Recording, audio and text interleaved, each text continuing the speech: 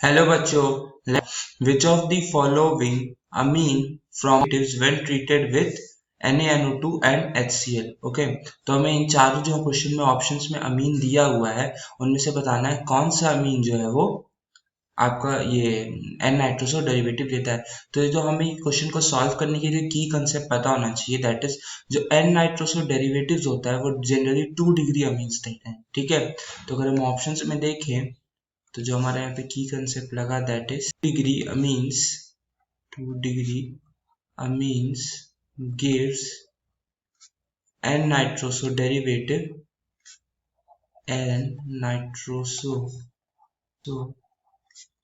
Derivative on reaction with NaNO2HCl। ठीक है, तो अगर हम देखें इसमें से कौन सा 2 डिग्री अमीन है, तो ये हम देख सकते हैं सिर्फ एक कार्बन अटैच्ड है तो ये 1 डिग्री अमीन हो जाएगा।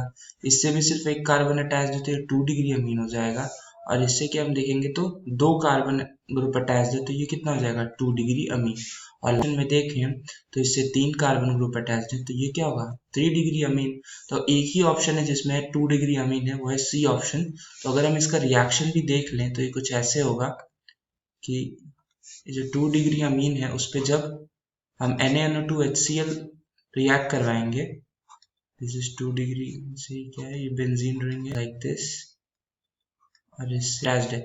तो जब इसका हम लोग रिएक्शन कराएंगे NaNO2 प्लस HCl का, ठीक है, तो ये क्या होगा, ये दोनों एक दूसरे से रिएक्ट करके बनाएंगे। ठीक है, तो अब ये क्या करेगा, एक न्यूक्लियोफिलिक सेंटर पे, मतलब जो ये इलेक्ट्रॉन लविंग है क्योंकि इस पे पॉजिटिव चार्ज है, तो ये क्या करेगा एक इलेक्ट्रॉन गेनिंग कंपाउंड पे अटैक करेगा। तो अब क्योंकि नाइट्रोजन के पास एक लोन पेयर है तो ये क्या करेगा इस लोन पेयर पे अटैक करेगा।